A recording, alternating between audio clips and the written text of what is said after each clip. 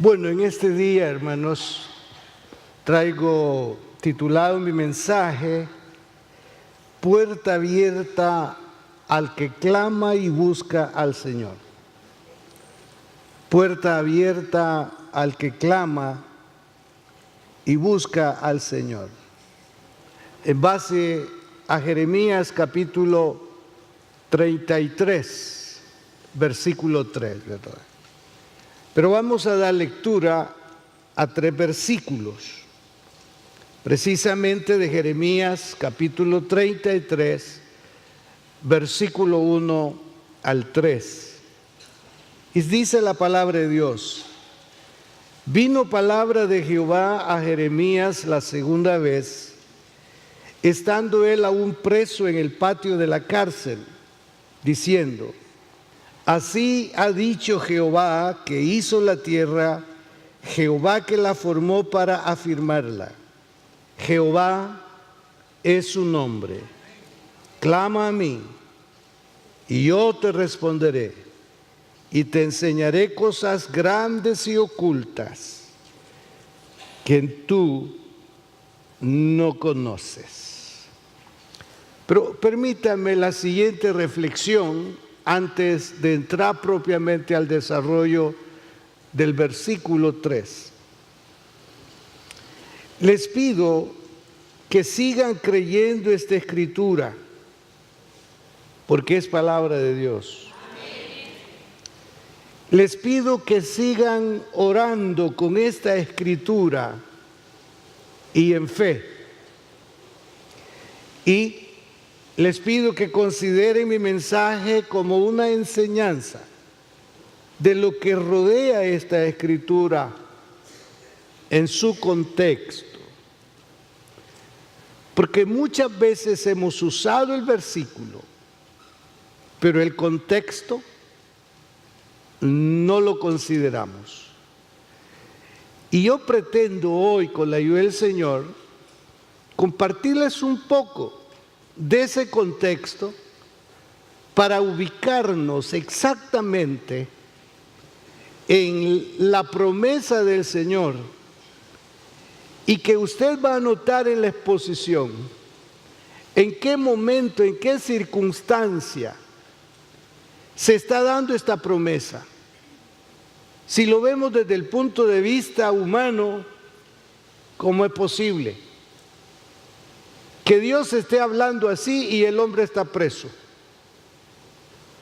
¿Qué les parece? Porque él está preso. Y ahí le está diciendo que le va a mostrar cosas ocultas que él no sabe. Y por otro lado, para garantizar que esta escritura se cumpla en nosotros, debemos de estar muy de acuerdo en escuchar atentamente al Señor y hacer y obedecer lo que Él nos pide. Porque el texto es muy hermoso, lo sabemos de memoria la mayoría. Y hasta puede ser que terminemos en disgusto con Dios porque no nos contestó, mucho menos mostrarnos cosas ocultas. Entonces, que usted tome en cuenta mi enseñanza. Ahora, sí quiero hacerle ver lo extraordinario de las Sagradas Escrituras y cómo Dios una y otra vez nos habla que oremos y las cosas el Señor las va a hacer cambiar, y debemos de creerlo así. Por ejemplo, le refiero las siguientes escrituras precisamente que indican que Dios responde. Con mi voz clamé a Jehová, y Él me respondió desde su monte santo. Dijo el salmista: Jehová ha oído mi ruego, ha recibido Jehová mi oración. En mi angustia invoqué a Jehová y clamé a mi Dios. Él oyó mi voz desde su templo y mi clamor llegó delante de él a sus oídos. Busqué a Jehová, y él me oyó y me libró de todos mis temores. Tarde y mañana y a mediodía oraré y clamaré, y él oirá mi voz. Me invocará, y yo le responderé. Con él estaré yo en la angustia. Lo libraré y le glorificaré. Pedid y se os dará. Buscad y hallaréis. Llamad y se os abrirá. Porque todo aquel que pide recibe, y el que busca halla, y al que llama se le abrirá. Y esta es la confianza que tenemos en él, que si pedimos alguna cosa conforme a su voluntad, él nos oye. Y si sabemos que él nos oye en cualquiera cosa que pidamos, sabemos que tenemos las peticiones que le hayamos hecho. Y así como estas escrituras, hay tantas otras donde Dios se presenta de una manera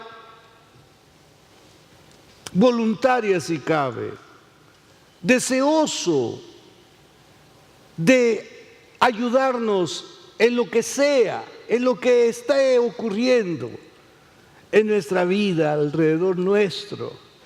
Por eso la vida cristiana es hermosa, hermanos. ¿Cuántos creen que la vida cristiana es hermosa? Solo saber de que usted tiene la oportunidad de dirigirse a Dios, eso es maravilloso. Que usted sepa que va a hablar con Dios, eso es extraordinario. La oración no debe de ser algo soso, aburrido, o algo que no sirva para nada. Dependiendo a quién usted le está orando, servirá o no. Pero si es a Él, al Dios que está sentado en su trono alto y sublime, estemos seguros que Él nos oye. Ahora bien, este pasaje que hemos leído, es decir, Jeremías 33 del versículo 1 al 3, nos hace ver que Dios habló. Yo quiero enfatizar eso, hermanos, porque es importante que usted conozca o recuerde o reafirme de que Dios habla. Dios habla. En aquel tiempo, cuando la escritura no estaba como la tenemos en el presente, ellos escuchaban directamente de Dios. Tenían, como decir, citas divinas. Independientemente del lugar donde estuvieran o se encontraran, Dios les invitaba a una cita. Tenía Él ahí planeado celebrar una conversación. En un momento quizás un monólogo. Porque era nada más a escuchar, tener una atención muy fina para no desviar lo que Dios está hablando. Porque parte de la responsabilidad que tenían era escribir lo que Dios había hablado. Para ello debían tener una actitud muy quieta, muy reposada, muy concentrada. Entonces, habló con su siervo. Y aquí está lo que dije en un momento. Estando él en prisión, le está diciendo: y te enseñaré cosas grandes y ocultas que tú no sabes. Posiblemente él pudiera entender que en la prisión ese iba a ser un lugar, una escuela, para poder oír, aprender y ver. Pero más tenía él que aprender, más que ver, en ese estado, en esa condición en la que se encontraba. Era una situación crítica, ya que estaba en prisión. Y si usted lee el contexto, se va a dar cuenta de que todo eso era porque el pueblo, los líderes, no entendían el mensaje. No abrazaban la escritura, lo que él estaba diciendo, porque profetas se habían levantado que hablaban lo opuesto a las palabras proféticas de Jeremías. Entonces el pueblo sentía que el mensaje de aquellos profetas era positivo, era para celebrar, era consecuente con lo que ellos pensaban y esperaban. Y lo que está diciendo Jeremías es todo lo opuesto: tragedia, crisis, problema, destrucción, muerte.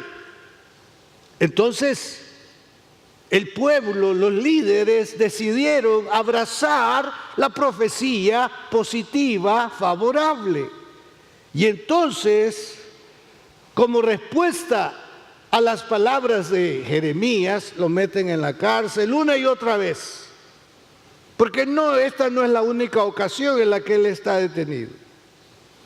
Ahora, estando en la cárcel, que ya Dios habló, pero entre lo que él habla, le afirma su identidad como el creador y sustentador del mundo. Si usted está fuera del contexto, ¿cómo podría en un momento estar Jeremías? Porque el mensaje que en esta ocasión está recibiendo es un mensaje, por el versículo 3, desde luego, extraordinario. Pero este momento era para reflexionar un poco, porque el Señor, el que le habla, dice aquí claramente, identificando su nombre: el que le habló, vino palabra de Jehová. El que hizo la tierra, Jehová que hizo la tierra. El que afirmó la tierra, Jehová que la formó para afirmarla. El que es, Jehová es su nombre. Entonces el que está hablando es Jehová. Y le está diciendo cómo es que él ha obrado y cómo está obrando. Porque al decir está obrando es porque él afirmó la tierra y la sustenta. Ahora bien, Dios habla a su pueblo una y otra vez para consuelo, lo mismo que para reprensión. Aquí no hay reprensión tal para él. Pero desde luego el mensaje que continúa, que viene y que continúa, es un mensaje donde contiene reprensión. Es un mensaje que contiene castigo, muerte, destrucción. Y permítame decirle, dar un mensaje de esa naturaleza, de ese contenido, para ninguno podía ser fácil ni es fácil. Porque el hombre no quiere escuchar eso. El ser humano quiere escuchar que todo va bien. Y estamos de acuerdo. Pero hay momentos en que el Señor, que examina los corazones y conoce los tiempos, puede decirnos: por lo que veo dentro de ti, las cosas no están bien. Y por causa de esto, te vas a enfrentar a esto, a esto, a esto y a esto. Por otro lado, en la generalidad, las cosas no van bien y esto es lo que va a suceder. No era entonces, hermanos, halagüeño lo que le tocaba a Jeremías, y por esa causa está detenido. Pero Dios insiste en que el hombre debe saber cuál es su voluntad, qué hay dentro de él, para que conozcamos como humanos. Pero el ser humano es tan desobediente que necesita precepto sobre precepto para traerle al camino del deber. necesita que se le repita, que se le afirme y se le contraafirme para poder entender. Y ese entendimiento que Dios desea que lleguemos a obtener es precisamente para nuestro beneficio. Y recuerde que detrás de nosotros hay otros, los inmediatos, que son los que nos pertenecen como núcleo familiar. Todos los padres deseamos el bien para nuestros hijos. Que pocos. Hijos, aflíjanse porque aquí hay unos que no están pensando en su bien. Pero la mayoría, ¿verdad? Entonces Dios abre un camino para que usted, que encabeza esta realidad, deje huellas correctas para que los hijos vayan sobre esas huellas. Garanticémosles a ellos que esas huellas llevan al cielo, que esas huellas llevan al bien, que llevan al éxito, que llevan a la prosperidad. Porque la prosperidad está a la disposición de todos, pero se requiere obediencia, se requiere abrazar los preceptos establecidos por el Señor en su palabra. Pero Dios, que nos conoce, no solamente da preceptos sobre preceptos, sino que da promesas sobre promesas para retornar al ser humano al camino de paz y consuelo. Viene Él como quien dice: pruébame. Si tú me pruebas, te aseguro que soy competente, capaz de hacer esto por ti. Y cuando esas promesas las abrazamos y las creemos, vamos detrás de Dios. Pero al ir detrás del Señor, debemos de tener esa claridad y esa conciencia de que nuestro seguirle es en obediencia. Y no una obediencia clasificatoria, sino una obediencia en el todo. Aunque eso yo no lo entienda, ¿por qué me lo están enseñando y casi se me exige? Pero si eso viene de Dios, que usted pueda garantizarse que eso viene de Dios y transite, obedezcamos y abracemos las promesas del Señor.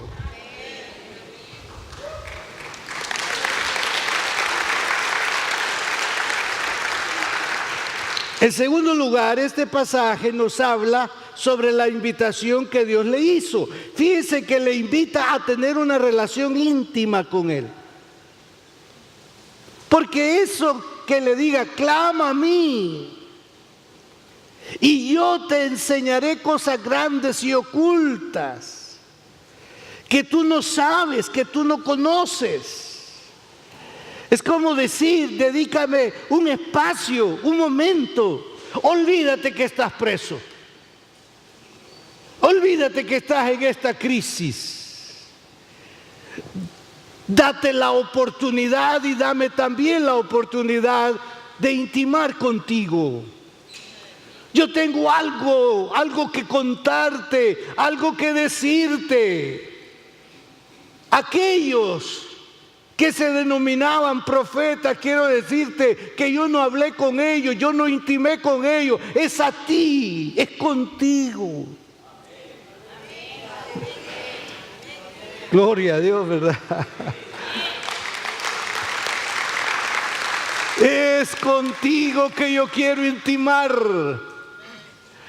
Es a ti que quiero revelarte lo que hay dentro de mi corazón. Aquellos, Jeremías, aquellos otros, endulzaban su lengua diciendo que yo había hablado. En verdad yo no hablé por ellos. Con quien he hablado es contigo. Entonces, esto nos hace ver que Dios es un Dios relacional. Aunque tal vez había parecido como distante o ausente en el castigo, siempre quiere una relación íntima con el profeta y con el pueblo. Porque el mensaje al profeta era una invitación para él extensiva. Te invito a ti y a través de ti invito a todos, para que todos degusten de mi bendición, de mi presencia, que ninguno se quede excluido. Y sí, yo soy consciente que el que se excluye es el que se pierde, pero el que atiende la voz, el que se involucra, el que toma la decisión de estar en el hacer, en el todo, va a alcanzar lo que Dios le reveló a aquel y nos ha revelado por su palabra. Ahora vea, le invita a clamarle a él. Parece que hay redundancia en esta declaración, porque solo podría decir clamarle, ¿verdad? Pero le añado a él. ¿Por qué? Porque uno de los males del pueblo es que ellos habían caído en la idolatría y ellos estaban orando y clamando a ídolos falsos. Entonces viene a ser como un recordatorio. Escucha bien, Jeremías, a quien vas a clamar tú es a mí. El pueblo está clamando a otros, pero no a mí. Pero comienzo contigo la invitación para que tú por fin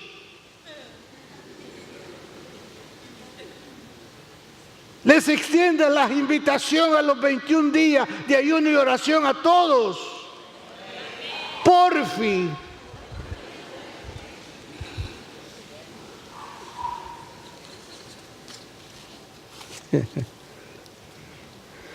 Entonces le invita a clamarle a él para fortificar su fe. El Señor le dice, es a mí a quien debe de clamar, porque los ídolos no pueden responder, pero Dios sí responde. Esto que le voy a decir suena muy, muy duro, muy fuerte. Para algunos de ustedes que todavía están en santería. No, mire.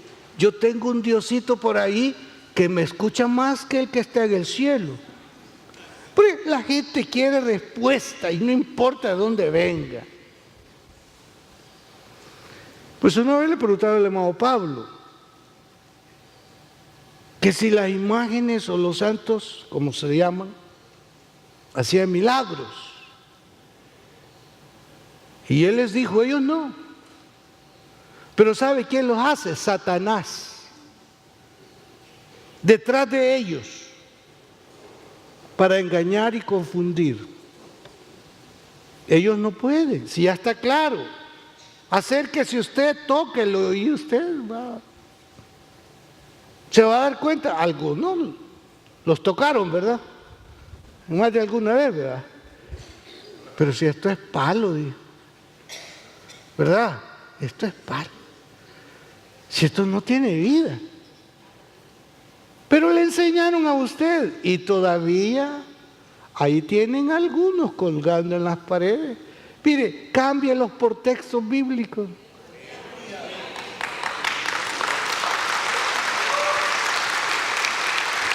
Y si hay alguna atadura familiar, pues hermano, aplaste esa atadura porque eso no es conveniente. Bueno. Entonces clama a mí. Dios exhorta a Jeremías como representante de su pueblo a que ore por aquello que Él ha determinado concederles. Aquí ya estamos entrando no solamente a un beneficio de escucharlo él a Dios, sino de una responsabilidad.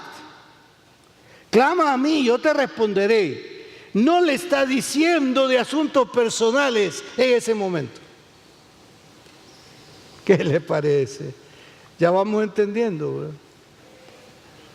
No le está hablando asuntos personales. No le está diciendo, apresúrate a decirme, sácame de la cárcel, sácame de la cárcel, sácame de la cárcel. No, no, no, no. La proyección es a que clame para que el Señor conceda la restauración de su pueblo. Porque su pueblo está como muerto. Su pueblo está en decadencia, su pueblo está en crisis, su pueblo está en lamentos. Día a día tienen que ir a sepultar, día a día tienen que ver cómo el enemigo está comiéndose las cosechas de ellos. Y las voces que se escuchaban, ya vienen, ya vienen, ya vienen, ya vienen. ¿Quiénes? Los de Babilonia. Entonces el versículo hace resaltar la oración como uno de los grandes medios por los cuales Dios revela a los hombres la verdad espiritual. También muestra la necesidad de la cooperación humana si ha de ser posible la revelación divina que Dios quiere y ansiosamente desea desarrollar. Dios puede tomarnos del cabello a todos y convertirnos a la fuerza. Dios no necesita de ayuda para hacer las cosas, pero Él mismo se impuso darle participación al ser humano para desarrollar sus planes, para advertir a propios y a extraños lo que viene. Yo no sé si usted se ha envuelto en estos días aquí en El Salvador en una conciencia responsable de lo que va a suceder el 3 de febrero. O se ha envuelto en las opiniones diversas y que uno dice una cosa y que otro está diciendo otra cosa y allí están que los 3,000 para la fulana y que dónde está y que por qué no se le va. Esa no es su función. Como un ciudadano común y simple, haga lo que quiera. Pero esa no es su función. Su función es decir, Dios, mi nación necesita tu presencia. Gracias por el presidente que nos vas a dar. El que salga electo lo vamos a recibir en la conciencia de que tú lo has puesto. Y sí, nuestra oración será que le dé sabiduría, que no sea violento y sanguinario. Vale. Todo eso vale. Pero Dios, ante una realidad que está viviendo la nación o el mundo, nos está dando una participación, nos está diciendo, ¿cómo sientes que vienen los tiempos? ¿Cómo crees que se va a desarrollar la nación tuya en este tiempo futuro? Porque si mi presencia no va con ustedes, las cosas irán de mal en peor. Pero te tengo una noticia buena. Si tú estás de mi lado, caerán a tu lado 1,000 y 10,000 a tu diestra, mas a ti no llegará.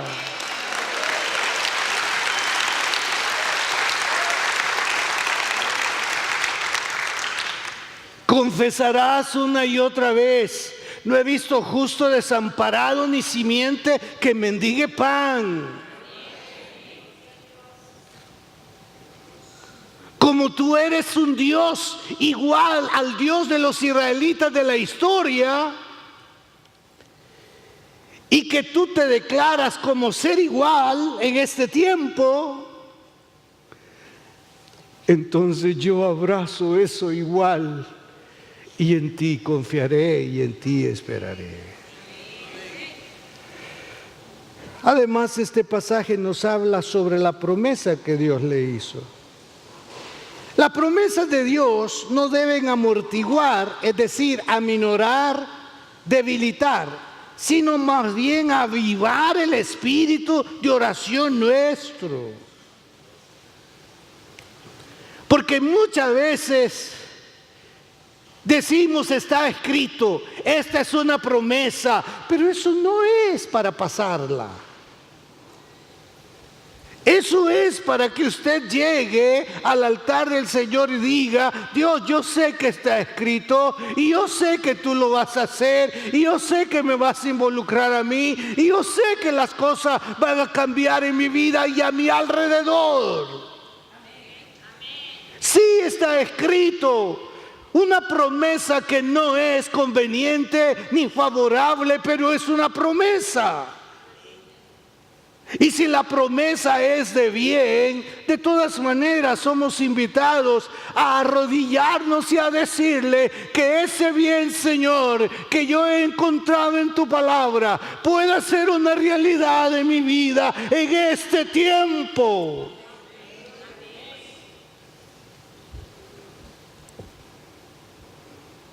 Ahora, la promesa, fíjese, yo te responderé. Los ídolos no responden, le dice. El pueblo ha caído en una idolatría y no ha tenido respuesta de estos. Pero clama a mí y yo te responderé. Dios en su gracia les daría a él, para aquellos, les daría a conocer los planes que tenía para ellos, valga. ¿Por qué? Porque los amaba. Dios podía hacerle así, mire, ¿verdad que sí? Estos no quieren nada. Pero los amaba. ¿Y qué? Nadie podía llegar a decirle, ¿y en qué estás pensando? Si ellos no están pensando en ti y tú sigues de necio, tú sigues de amable. Es que mira, perdóname, si es que hubiera habido alguien, perdóname. A ti puede ser que no te importen, pero a mí me importan. Yo los elegí como pueblo mío, me importan. Pero como padre tengo que disciplinarlos, pero me importan. Así que lo que yo te estoy diciendo, ve y díselos a ellos, mándales mensajes de una y de otra manera para que entiendan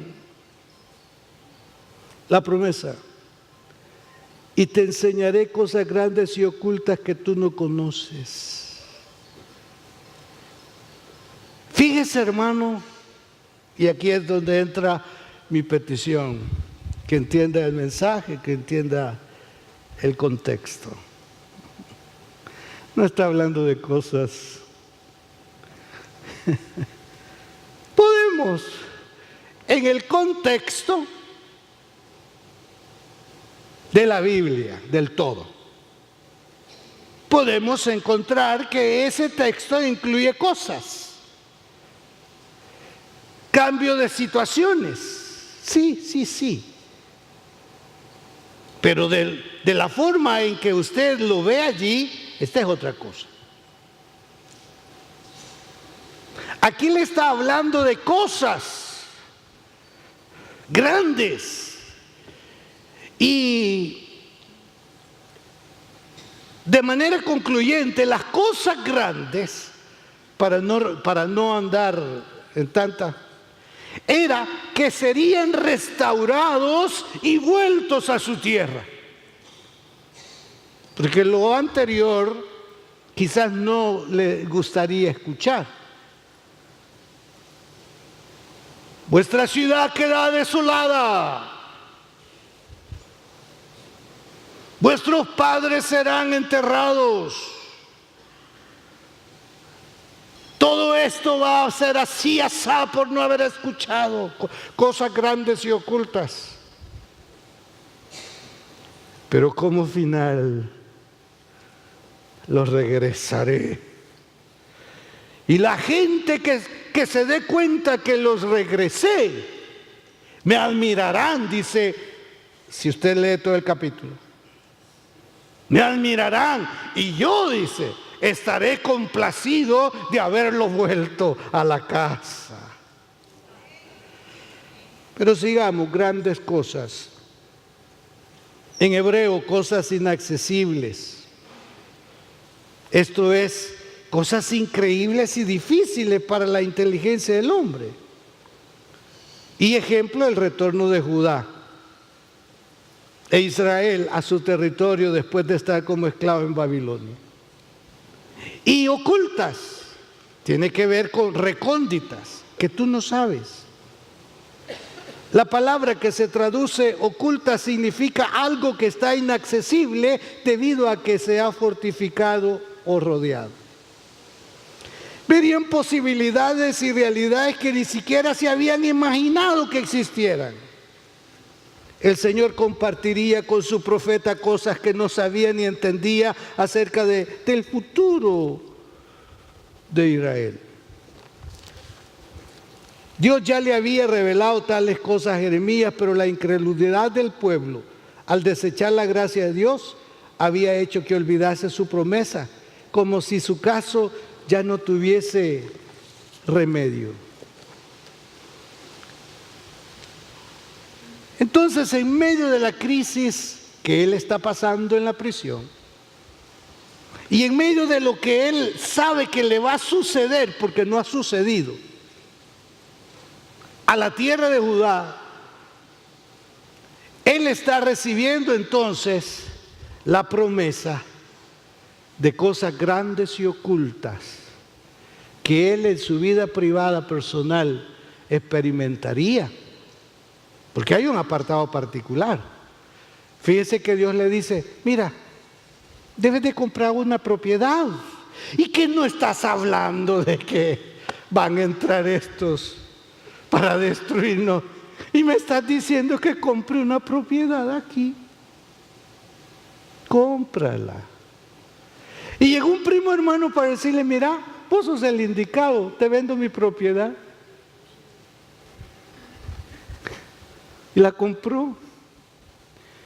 Y sabe que la disfrutó. Encontró gracia en los señores de Babilonia. Cuídenlo a él, dijeron. Cuiden a Jeremías. Mire, los enemigos diciendo cuiden a Jeremías. Llévenlo a tal parte. No le hagan nada. En medio de todo esto, cosas grandes y ocultas que tú no sabes. Dios tenía un plan para él y un plan para sus hermanos. Que aún estando allá en la esclavitud, Dios no los abandonaría. Pero él había dicho que 70 años iban a estar y 70 años estuvieron. Y regresaron a su tierra. Entonces, queridos hermanos, estos experimentarían milagros que sobrepasaban cualquier cosa que se hubieran imaginado, tal como Jesús les prometió a sus discípulos, cosas mayores que estas verán, porque cosas que ojo no vio, ni oído yo, ni han subido al corazón del hombre, son las que Dios ha preparado para los que le aman. Profundidad de la riqueza, de la sabiduría y del conocimiento de Dios. Cuán insondables son sus juicios e inescrutables sus caminos. ¿Entendió Jeremías 33:3? Hay cosas grandes y ocultas que Dios tiene para usted. Y hay cosas que tenemos que oír. Y tenemos que ver que van a suceder o que van a venir. Pero lo que nosotros estamos esperando es lo más grande, jamás sucedido en la historia. Que la trompeta sonará, los muertos en Cristo resucitarán primero, después nos levantaremos nosotros y lo recibiremos a Él en el aire para estar para siempre con el Señor. Esas cosas grandes y ocultas que tú no sabes, ya muchas de ellas están escritas y solo estamos esperando que suceda. Pero mientras no suceden, asegurémonos de intimar con Él, de buscar su presencia. Que aunque las cosas no las entendamos, si estamos en una crisis o un problema, todavía allí Dios puede llegar a hablarnos, ya sea con consolación o con un mensaje que de alguna forma nos dé vitalidad. Pero Dios ha puesto un mensaje en usted para otros.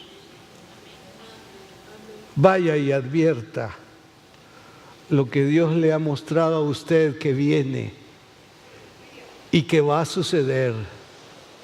Y solo los creyentes en Jesús van a tener la vida, porque los que no hayan creído en Él morirán eternamente. Cosas grandes y ocultas que tú no sabes. Pero yo no le he desanimado a orar y decir: tu palabra dice, clama a mí, yo te responderé. Hágalo, hagámoslo. Pero estemos listos para escuchar. Sí, que nos responde a nosotros, pero que nos da un mensaje para otros. Y no debemos de faltar a la responsabilidad. Pónganse de pie.